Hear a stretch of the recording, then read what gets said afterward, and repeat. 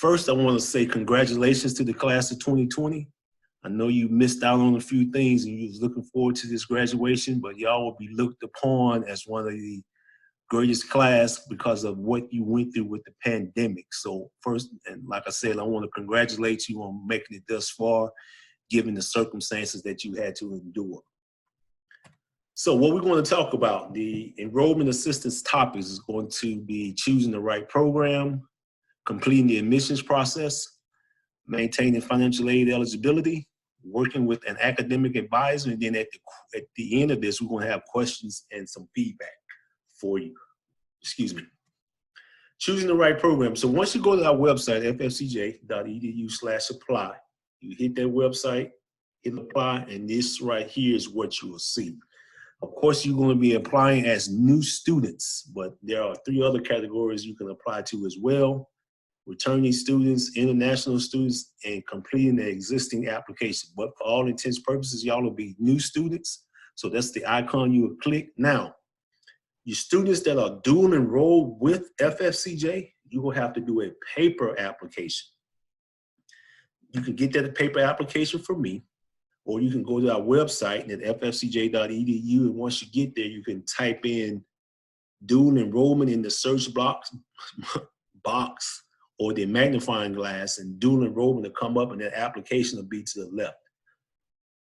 So once you complete that application, you can email it back to me and I'll submit that. So dual enrollment students, if you're dual enrolled at Lee, Raines, Reball, any of those schools, if you dual enrolled, you will have to complete a paper application. It's called dual enrollment to degree seeking, and submit that paper application to me. Now the application is $25, but there is once you get to the end, you can defer that money, or you can defer paying that until you actually register for classes. What can I do with FSCJ? The answer to that is a lot. So here are some of the programs that we have. We have career certificates, technical certificates. Those are certificates that usually last a year or less. We have associates in science degrees, which is a 2-year degree. We have associates in art. And we have, of course, we have bachelor's degrees. We just added those bachelor's degrees maybe about a year or 2 ago, and there's about 13 bachelor's degrees that are offered. Career certificates. Now, career certificates are a certificate that you can complete within a year or less. It enhances your employability skills, and it gets you ready for the workforce within 1 year. So if you're looking to get into a specific career or specific workforce, we have hands-on training with the career certificate, and you can do that within a year or less. Now, here are some of the programs that we have. We have global logistics and supply chain technology. We have commercial vehicle driving. It's a workforce certificate. We have automotive collision technology technician, and we have surgical technology. Okay, so those are some of the programs that you can get into their career certificates. Another popular career certificate is cosmetology. So the cosmetology is a all these programs are a clock hour program. So for cosmetology, for instance, I know that because I had experience with that at a previous job. Cosmetology is 1,200 hours. So in order to complete the cosmetology program, you're looking at about 1 year to complete. So 1 year is about 1,200 hours. So that's what you're looking at. So those are what the career certificates are. And that's when they said they're a clock hour program. Now, next we have technical certificates. Now, they're somewhat similar, but these certificates are college credit, meaning that you can transfer this college credit into an AS degree. So whatever program that you decide to pick, and then you want to get, if you have a technical certificate and you want to get an associate's in science in that same program, you can transfer or it articulates into the AS degree. So some of the, and this is, like I said, this is college credit, unlike the career certificate, which is clock hour. You can actually get college credit for this. So some of the programs we have for here, we have information technology analysts, we have radiation therapy specialists, digital multimedia production, and also transportation and logistics. So that's one program we have, a technical certificate we have. Now, to give you an example of what you might be able to transfer that into, you can transfer it to, we have a degree You can get a bachelor's in transportation and logistics. So say, for instance, you have a technical certificate and then you want to transfer that into a associate's in science or a bachelor's degree, you can do that using the technical certificate. Once again, these programs are a year or less to complete. Now, some of them may or may not be financial aid eligible because they're so short. You will have to check with, once you decide that this is the program you want, you have to check with your advisor to make sure, I want this program. You tell your advisor, is it financial aid eligible? So make sure you double check with that, because some may not or may be. But because they're so short, there's a possibility they might not be eligible for financial aid. So we're going to talk about the degree options. Now, we have associates in science. It's a 2-year specific degree. You have few general education credits, and it's mostly professional course credits. To give you an example of associate in science, a very popular program is ours, AN in nursing. So you have associates in science in our nursing program. So you get an AS in nursing. So that's an example of what the associate's degree would look like. Also, we have dental hygiene. That is another associate's in science program that you can get into. But we have a multitude of them. You have to go to our website, fscj.edu, and / programs of study. So it'll give you all the programs that we have in associates in science. And like I said, I gave you 2 examples, the nursing program and the dental hygiene program. And it's designed to get you into the workforce within 2 years. Because I know each time I go to the dentist, I see the dental hygienist. I rarely see the dentist herself or himself. The dental hygienist is always one working on my teeth. So you get, if dental hygiene is what you like to do, you'll get plenty of work working in a dentist's office. Associates in arts degree is one of the more popular degrees. It has a 2-year general education degree, mostly general education credits, and few elective or prerequisite credits are required. Now, most of the high school students are getting ready to graduate. They say, hey, I want to get my AA degree, and then I want to transfer to a 4-year public institution. This is the way to go. I'm coming out of high school. I might not have the foundation that I'm looking for or ready for just yet. I could come to FSCJ, get my AA degree. I have 60 credits. And then once I transfer to a 4-year public university, I'll be a junior. So all I have to do is take my major courses once I transfer. So that's a great opportunity for you to come, build a foundation, and plus save some money, and then go off to your 4-year institution of your choice. You can go to FAMU, you can go to UNF, you can go to the University of Florida, University of South Florida, or University of Central Florida. So those are just some of the schools that now remember, they have to be a public school, public state institution. The private schools, you will have to meet with those schools like JU and University of Miami. You will have to meet with a counselor to determine, hey, will this AA degree that I got at Florida State College of Jacksonville articulate into that? But like I said, Associates in Arts, that's a popular program that we have, because students will come in, transfer to a 4-year university. Next, we have Bachelor of Science, which is a 4-year career-specific degree. And both AS and the AA can be articulated, meaning they can both transfer into your bachelor's. So if you have an AS degree and you want to get your Bachelor of Science in a particular program, your AS degree will articulate that. You already have credits for it, and then you won't have, once you already have those credits, it won't take as long for you to complete your bachelor's. It has a combination of general education and professional course credits as well. So you can come to FFCJ, get your associates in science, and then if you want to move over to a Bachelor of Science program, you can do that. And then plus you're going to save yourself a lot of money, because it's the fraction of the cost of these other universities, especially the local universities we have here. Now we have a charter path. This is a great tool to guide you through the admissions process. It'll take you 10 steps. It'll take you 1 through 10. It'll let you know exactly what you need to do. So the first thing you can do is apply for admissions. As you can see right there, it's fscj.edu/apply that we already went over. And then after that, you can apply for residency. Now, residency, you have to apply for that because you want to be eligible for in-state tuition. In-state tuition is a lot less than out-of-state, of course. In-state tuition, it changes, but right now we're looking at about $100 per credit hour compared to out-of-state tuition, which is about $400 per credit hour. So once, I know you're saying, I was born and raised in Florida, why do I have to prove residency? Well, you want to prove residency because you want to get the in-state tuition rate, okay? And we're going to talk about that in our next slide. Next, you complete the FAFSA free application for federal student aid, which is the FAFSA. You want to complete that. If you haven't completed that, you should be getting on that right away. Myself and Mr. Rashid and Mr. Jeffrey, we'll get together and try to set up some dates so we can help you with this FAFSA if you hadn't completed it, okay? So yes, if you hadn't completed, there's still enough time. If you already completed, if you have questions about already completing it, then I'm here to help you as well. Request your transcripts. Now, that's also important because FSCJ is an open admissions institution, meaning that all you need is your high school diploma to be admitted. And meaning that you have to have your transcript. Your transcript has to have the graduation date stamped on it.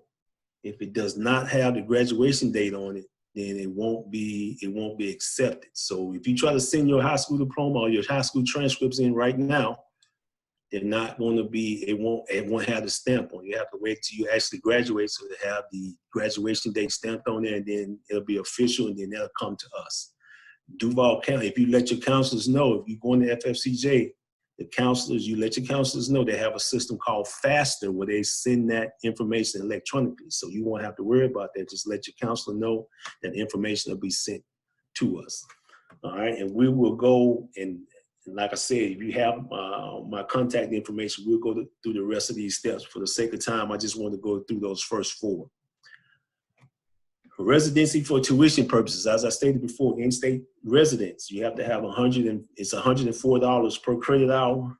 Out-of-state residents, as you can see right there, is $401 per credit hour. So you can tell, you can look at it and tell the difference right there, right off the top. That is the difference between in-state and out-of-state residents. So you always want to provide that information so you can be eligible for in-state tuition.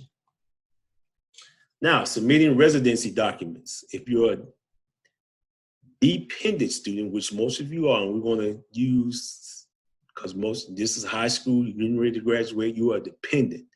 If you are a dependent student, you're going to need your parents' information to prove that you are a Florida resident. The three most common documents that you use are a valid driver's license or Florida state ID, vehicle registration, or voter's registration. If your parents have a voter's card and registered to vote, you can look that up and you can send that information to us. These are the three most, there are some more documents you can use, but these are the three most common ones, okay? So listen, for you high school students that are getting ready to graduate, you are a dependent student. You have to use your parents' information in order to be eligible for in-state tuition. All right, how can I pay for college? Here are some of the forms that we can use to pay for college. You have work study, which is the opportunity to work on campus. You work on campus, you work about 10 to 20 hours per week. You get paid about a minimum wage or a little above minimum wage, and you work in between your classes. So say, for instance, your major is computer science, and you can actually get a job working in the computer lab. Now, to apply for work study, you have to go through that FAFSA application. The FAFSA application is going to ask you, do you want to apply for work study? You want to hit yes, all right? And then that information will be sent to the school of your choice. Grants are a good thing because it's money that you don't have to pay back. The FAFSA is a grant. So you always want to get those opportunities to get money or get grants because you don't have to pay those back. And of course, you have payment plans. Each institution, including ours, has a payment plan that you can use in order to, say, for instance, if you can't pay all your money up front for your tuition, the school, FFCJ, will put you on a payment plan they'll ask for an initial amount, and then they'll give you dates on what the other amounts will be and when you have to pay. So that is a great way to, if you can't pay all the money up front, being on a payment plan is also a great resource, a great avenue to help you pay for it. We have loans. Along with loans, I always talk about responsibility, because you have to be responsible for loans. Don't do like I did. I was in graduate school and took out loans that I didn't need. I was living in Houston, Texas, 25 years old, and I was having a good time until I graduated with my master's degree, and all of a sudden they said, hey, we need this money back. And I was like, man, I didn't really need this money, but now I'm paying for it. So if you're going to use a loan, please be responsible. Loans are a good thing if you're responsible for them, but if you're not responsible, they can be a headache. But just please be responsible if you have to take out a loan.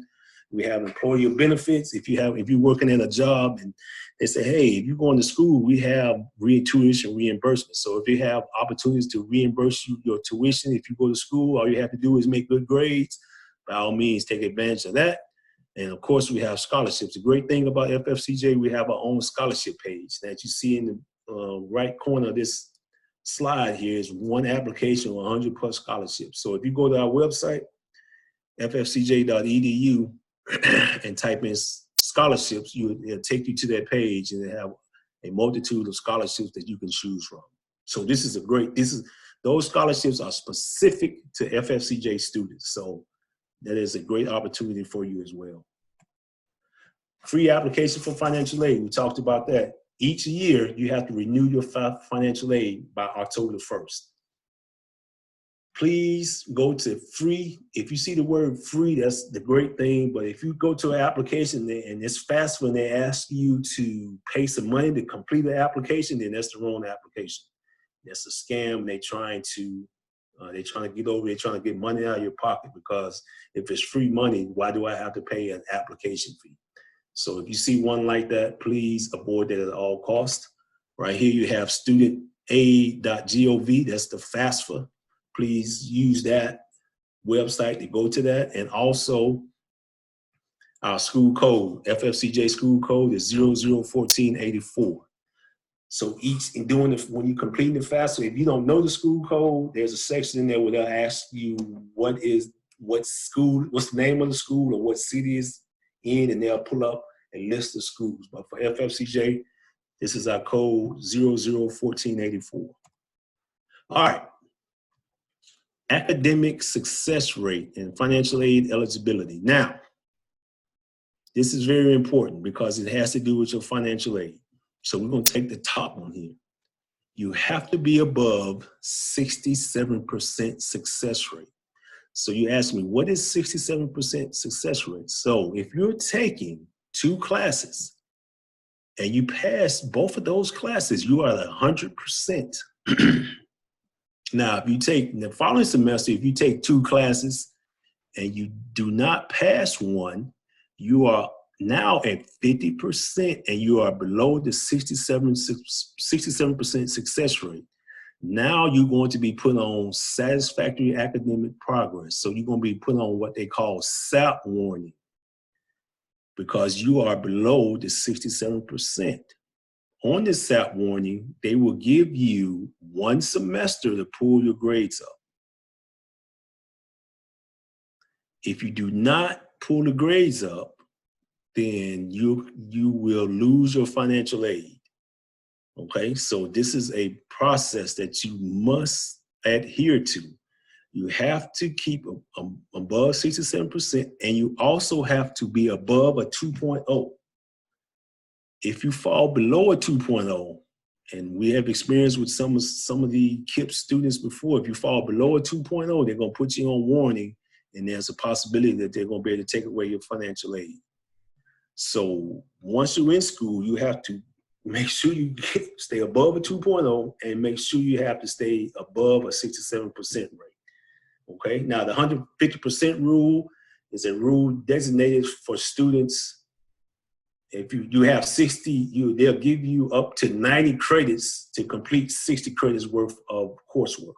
If you go above 90 credits, then they'll start taking away your financial aid. They just don't want you to abuse financial aid. I'm just going to be in school and I'm going to take these classes. I'm finished with my degree, but I want to take these classes so I can get more financial aid. After 90, they're going to take them away from you. So make sure that you're matriculating through college and matriculating through and passing your classes. They're just not going to let you sit there and take classes so you can get financial aid. They're going to cut you off after 90 credits, okay? Drop and withdrawal. There's two, they're somewhat similar, but they also have some differences. Drop. When you drop a class, it's not on your transcript. You'll get a full refund. It's not considered an attempt, but it can impact your financial aid. Remember, I just talked about the 67% rule. It can impact it. Now, if we go down to withdrawal, it's a W on your transcript. You won't get a refund back. It's considered an attempt, and it also can impact financial aid. So those are the difference between a drop and a withdrawal. So however, though, we have what we call on campus academic success advisors or success coaches. If you have a class or you have some issues that you may have to drop or withdraw from class, please meet with one of our success coaches. And you can come to me and I can direct you to the success coach. They will go over everything you have going on, and then they will advise you on what to do as far as drop and withdrawal. I repeat, do not go to the registrar office and say, I want to withdraw from class, or I want to drop a class without knowing the consequences or knowing the outcomes of when you drop or withdraw from a class.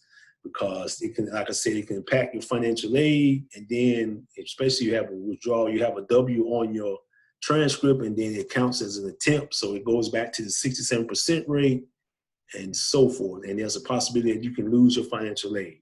So please use our resource that we have on campus, which is our academic success coaches.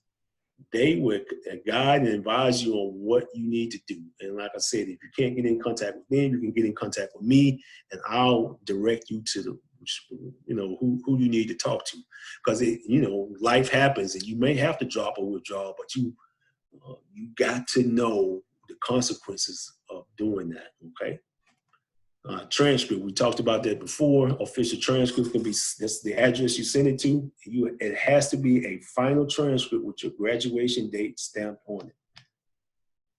If it does not have that date, then you'll have to request it again, and you'll want to have to do that. And right here, this is the address. Also, the FASTer, if you contact the counselor, like I said, and let them know that you use FASTer, this is the website, studentrecords@fscj.edu. And of course, you always try to keep a sealed copy official as a backup. All right. Now, the PERT test, a lot of you have already taken the PERT test, and we're going to explain that. We have the ACT, like I said before, we don't require the ACT or the SAT to gain admittance into FSCJ. What we do use those scores for are to see if you're college ready. We also use a PERT to see if you're college ready. So if you have scores that are low scores, and the ACT or SAT are low, what we'll do is we'll put you in what we call some developmental courses to help build you up where you're not as strong as. So once you take those classes, they're there to help you, but you won't get credit for them because they're not college credit. So they're developmental to help you, bring you up to a point where you can actually take college level courses. Now, we have something what they call the Senate Bill 1720, where it states that if you enter the Florida public high school in the 9th grade, then you are considered and you are ready for college level courses. You can sign that waiver, but if your ACT or your SAT or your Florida PERT says something different, then you can sign the waiver, but we always want to advise you to take the developmental courses to help build you up. But the waiver is out there for you. Your advisors, you can get that from your advisor, and you can use that waiver, but they're going to also encourage you that you can sign the waiver, but if you are weak in a certain area, they'll advise you, say, hey, why don't you try this developmental course? I know it's, you don't want to take it, but it's there to help you. It's not there to hurt you, okay? But the waiver is out there for you to sign as well. Now, something unique about FSCJ that I didn't know when I first got here is that we have 3 start dates within the semester. The first start date is within the first month of the term. The second start date is in the second month of the term, and the third start date is in the third month of the term. So each session we have, the first, you hear a lot, you're going to hear A session. So A session is 15 weeks.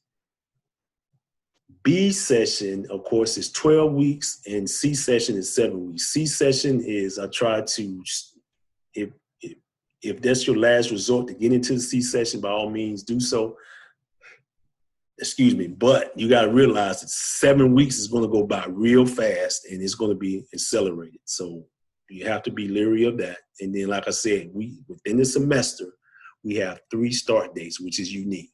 And each session is 15 weeks, 12 weeks, and 7 weeks. So this year, for the KIPP alumni, I'm going to try to get them enrolled in A and B sessions. And as we go forward, and as you get to know me, I'll explain to you why I'm trying to get you in the A and B sessions. Last 2 semesters, I had some complications with students and financial aid not being able, being enrolled in the C session is it's the obstacle. And hopefully this year we'll work on putting everyone in A and B sessions, okay? But like I said, it's 3 start dates within the semester. Now, 15 weeks, 12 weeks, and 7 weeks. Planning for study time. This is, if you got a part-time job, these are the hours recommended that you should, these are the course loads that you should take. If you're working 35 plus hours a week, which is almost a full-time job, which is a full-time job, it's recommended that you only take 1 to 2 courses, because you got to spend at least 2 to 3 hours outside of that course, outside of those courses, per course, 2 to 3 hours just to, study and prepare. That's the recommended time. And then if you're working 25 to 34, it's 23 courses, 2 to 3 courses. If you're working 15 to 24 hours, 3 to 4 courses, and of course 0 to 14 work hours, there are 4 more hours that you can take, because 4 more classes you can take, because like I said, you have to spend some time studying outside of your coursework or being inside the classroom. And then if you're working as well, you can have 2 part-time jobs, and something's going to suffer. And my experience has seemed to be that the courses suffer more than your job. So you got to make a decision on that, because your ultimate goal is to complete college, and the job is going to be there unless it's some, unless they got some kind of internship and they're going to hire you once you get out of college. But my experience has been that if you're working a lot of hours and you're taking more courses than you should, the courses seem to suffer more than the job will. So please adhere to that. And like I said, you can get with me and I can make sure that you're on the right track. All right, this is excess credit hours. It's almost like the 150% rule. Is if a student exceeds 110% of hours required to complete their degree, they're going to charge you for it. There's not much wiggle room, and excess hours can cost as much as out-of-state tuition. So, like I said, these certain parameters are put in place so you can matriculate through college, so you just won't be there spinning your wheels, wasting time and wasting your money, okay? Now, student portal, which is very important. To access your student portal, you're going to go to ffcj.edu. Once you go there, this is what it's going to look like. And then right over here to the right-hand corner, you can click the icon, My FSCJ. Once you click that, it'll come to this page. This is the login page. Your student user ID is your student number. So once you complete your application, you're going to get an FSCJ student number. It starts with an S. So once you get ready to go to your portal, you're going to ask for your student user ID, which is your student number. The password is going to be what you use to start the application with.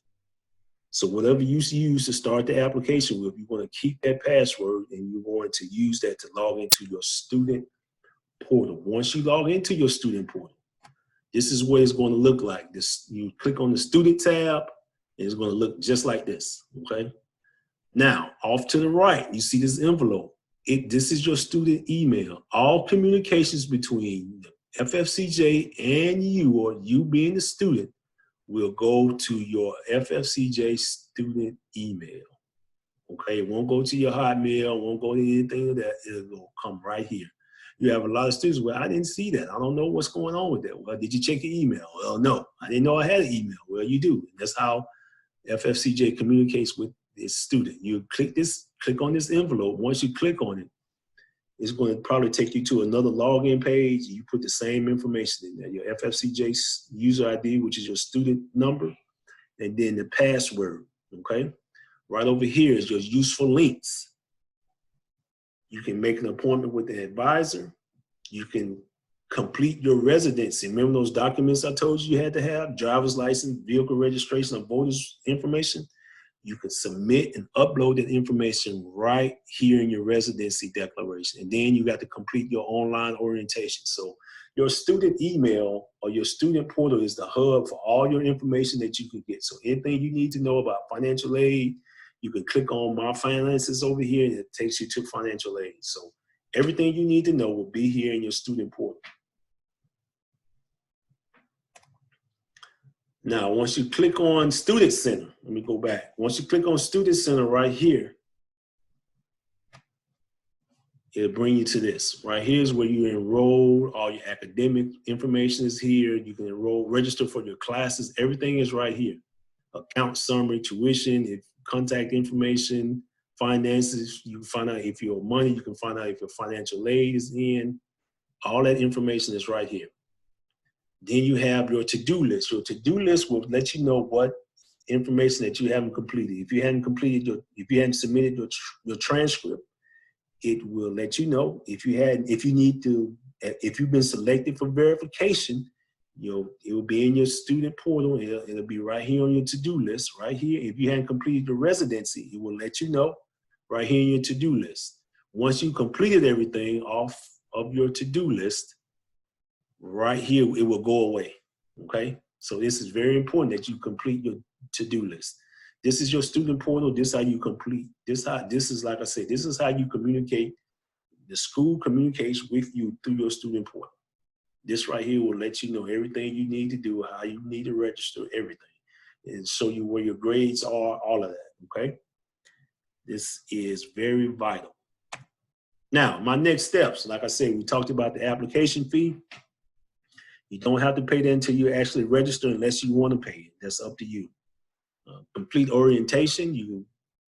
I showed you in your useful links in your student center or your student portal where you can go to complete orientation. Now, download the QList app. If you got an Apple or Android phone, you can go to the store and download the QList app. The QList app is an app that you can use where you can set up information as far as if you want to set up an appointment with your advisor, if you want to set up an appointment with financial aid or student financials, you can do that through this app. You can either join the line and they can see you within the next 10 to 20 minutes, or you can set an appointment. Also, you have download the FFCJ app. FFCJ app is an app that you can use that will let you know all things on campus that has to deal with security. If there's an intruder on campus, this app will let you know. If there are school closures because of the hurricane, or in this case, because of COVID-19, this app will let you know. So I have this app on my phone, so anything that happens on campus, it goes off, it blinks, makes a noise, and it lets you know, hey, this is what's going on. This is what is going on campus, okay? So these are two great apps you can download on your phone that you can have that will help you as you enter FFCJ. All right, so these are we got any questions, Mr. Rashid? This is the end of it right here. We have all our contact information here. If you need to apply, you can do that as well. And then right here, if you want to take a picture or screenshot this, if you want, this is a survey that we've been doing to try to enhance our presentation and let us know what we can add and what we can improve. But that is the end of our presentation. And then, like I said, if you have any questions, we can hold on tight here, and I can answer those questions as we move forward, Mr. Rashid. Thank you, Mr. Middleton, for such great information. As I was sitting here, I was just thinking to myself how much this information would have been helpful for a number of our previous cohort of students. And so thank you. I know you guys hit it on the last enrollment session last year. And so we only have one question right now for one of our students. And the question is, how long does it usually take for students to receive financial aid packets and awards after getting their financial aid verified?